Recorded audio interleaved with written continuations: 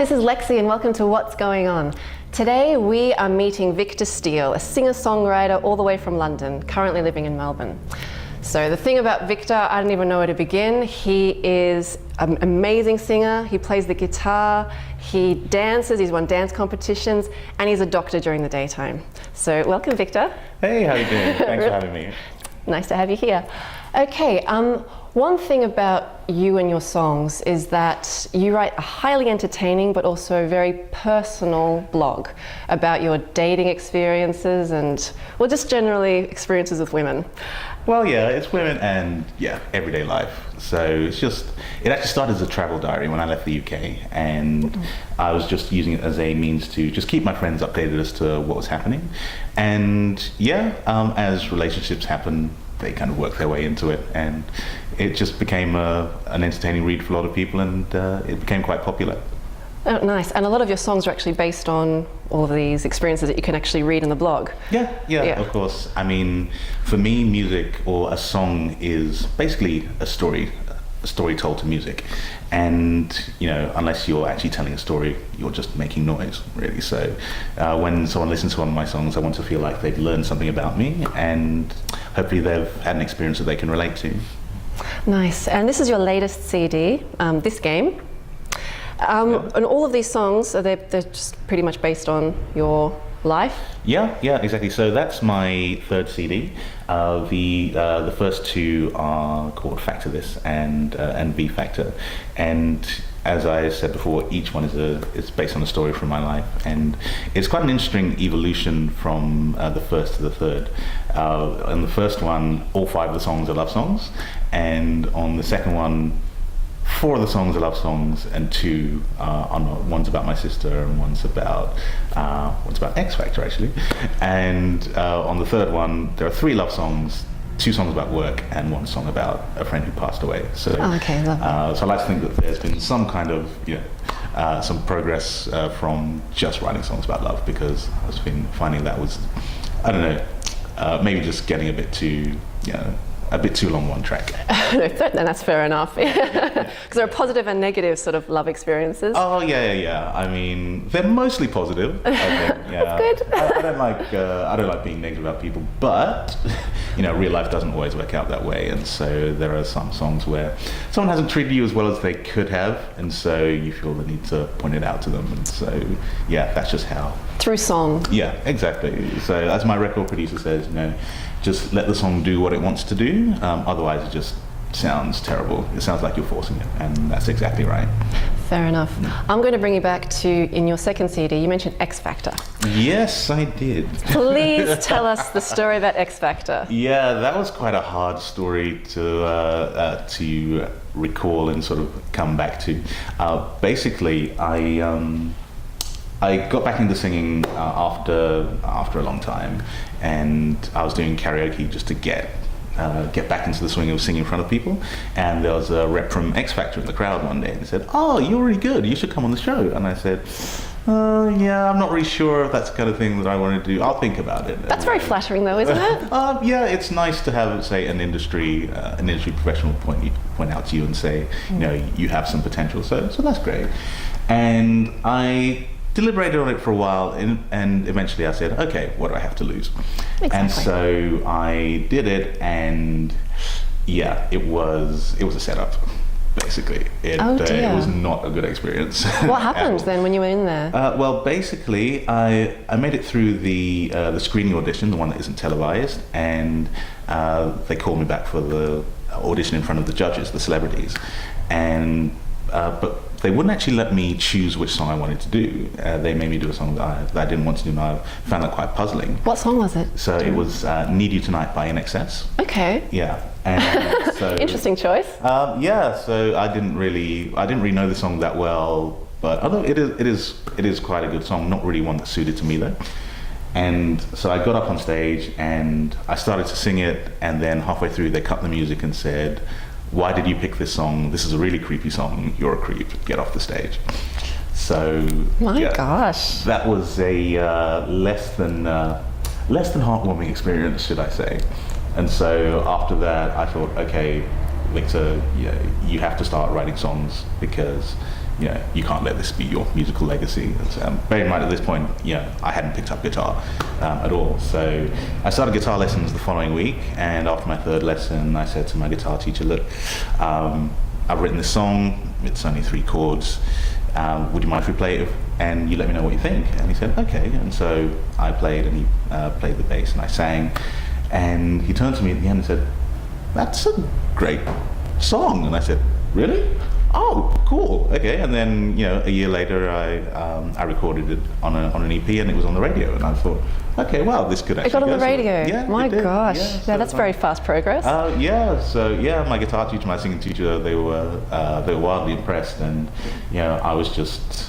Well, you're obviously a natural, but did you play when you were younger? Did you play any instruments when you were little, or? No, I think I remember getting up to grade 1 on the piano, but that was it. So when did you pick up the guitar then? When did you start? That was a week after the X Factor experience. Okay. How long ago was that now? So that was about 3 years. Oh wow, so yeah. There you go. Yeah. Lots of progress in the meantime. Oh yeah, definitely. It just like an energy that flows, really, and if you just have the means to put your feelings into music, then it just seems to work really well. So I'm just going with the flow and seeing where it goes. No, fair enough. But you are a super high overachiever.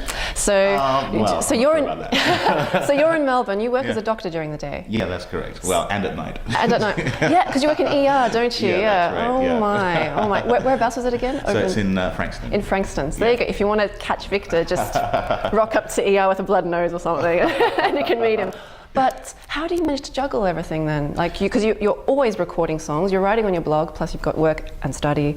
Yeah, well, I think compartmentalizing is essential, really, and just knowing that you have to be efficient and know that you have certain blocks of time to allocate to certain things. Obviously, very, very driven. So you have to be, otherwise things can unravel really badly. Mm. So my general modus operandi for singing is I generally do 2 hours singing practice a week, just as standard, but if I'm performing, I'll do 5 hours. If I'm recording, I'll do 10 hours. So you just have a plan for how to operate and how to maintain a standard. Okay, and just describe for me, just briefly, what your style is, just so we get an idea of just the overriding, what your genre is, where you can slot yourself. I can slot myself. In terms of It's funny because I don't actually aim for any particular style or sound, but a lot of people, particularly on the first CD, they hear it and they say, you like the Chili Peppers, don't you? And I say, yes, I do. Yeah, I can tell. Okay. Yeah, so a lot of people, they say it's a cross between Jack Johnson and the Red Hot Chili Peppers, and they're people that I listen to a lot. Well, that's a really good mix. Jack Johnson, Red Hot Chili Peppers. Yeah, so it's funky enough to dance to if you want to, but mellow enough to chill out to if you want to as well. So I think it strikes a good balance. Nice, sounds good. Well, if you want to hear Victor sing, we'll be getting right back to you after this break. Hi, we're back with Victor Steele. So one of the really awesome things about him is that he always does music videos. So you don't see so many independent singer-songwriters put so much effort and energy into doing so many music video clips, which is really cool. And I'd love for you to talk a little bit about your last one, which was filmed at Paris Cat in Melbourne. Absolutely iconic Melbourne venue, so nice choice. Oh yeah, definitely. The Paris Cat, it's such a cool venue. You can just see it's just got authenticity just oozing from every pore. And so I went in there for the first time and I thought, wow, I really love this place. I'm definitely doing a video here. And so I did, and it turned out really well. And also a special aspect of it is that you gave a lot of those proceeds to charity. So how did that come about? How does this? Well, first of all, when I first started singing for money and realized that people actually were willing to pay me to sing, I thought, well, this is great. It's great to have a voice, and if you can use that voice to help people, then all the better. So my nominated charity has always been the United Nations Humanitarian Commission for Refugees, and so I've always given at least half of my proceeds to that charity. I've always had an affiliation with them because of the work they did in Rwanda, which being African of origin myself was really sort of inspiring for me. And so, especially in the current political climate, with certain US politicians not being in favor of refugees, I thought, no, I need to do something to try and aid their cause. And so, all the proceeds from the sale from that CD, they go to the United Nations Humanitarian Commission for Refugees. Well, that's fantastic. I feel like we all have a responsibility to help those less fortunate than ourselves all around the world. Nice. Very nice, very humanitarian. Now, you're going to be singing us a song from your latest CD. Which song will you be singing for us? So I'll be singing Don't Worry. Don't Worry. Yeah. Okay, if you hold on for this, just after this short break, we'll be getting Victor to sing. Hi, and we're back. So Victor's all prepped and ready to sing for us, but first I'm going to get you to tell me a little bit about the story behind the song, because I love all the stories you have behind all your songs. Oh, thank you. They're from the heart, as you know. So this song is called Don't Worry, and it's a love song. It's about being in a long distance relationship and knowing that you're going to be away from your loved one for a long period of time. This was about 2 months that my partner at the time and I were going to be away. She was in New Zealand, I was going to be in London. And it's just basically about me reassuring her that, I am coming back. She was worried that I wasn't going to come back, and I told her, no, it's fine, it's cool, don't worry, we're going to be together again. And so that's what this song's about. Hence, don't worry. Yeah. Exactly. Okay. All right, go for it whenever you like.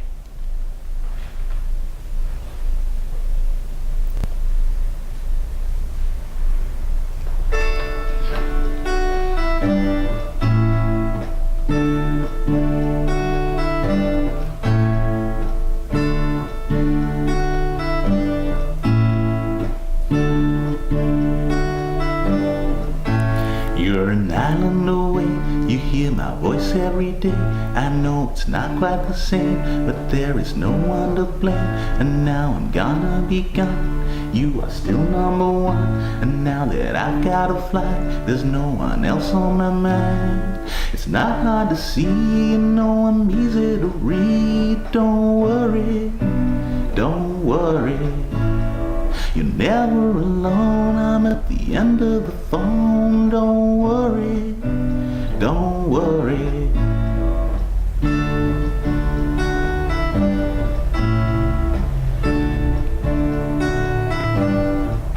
It's always gonna be hard, we're normally far apart, but we know we pass a test, we're better than all the rest. Next year is gonna be better, we'll be living together. No more heavy goodbyes, no more wondering why.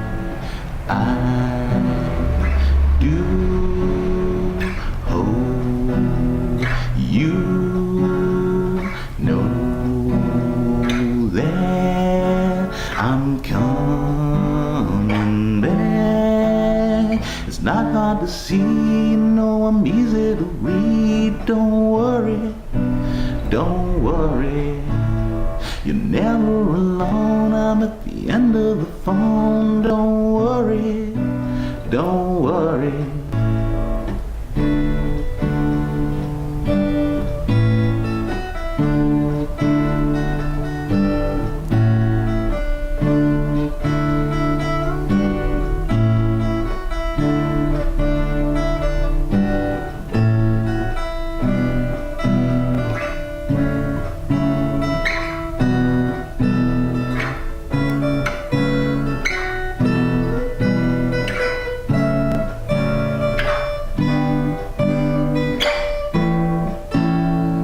Not hard to see, I'm easy to read. Don't worry, don't worry, you're never alone, I'm at the end of the phone. Don't worry, don't worry, it's not hard to see, I'm easy to read. Don't worry, don't worry, don't ever be sad, I'm coming back. Don't worry, don't worry.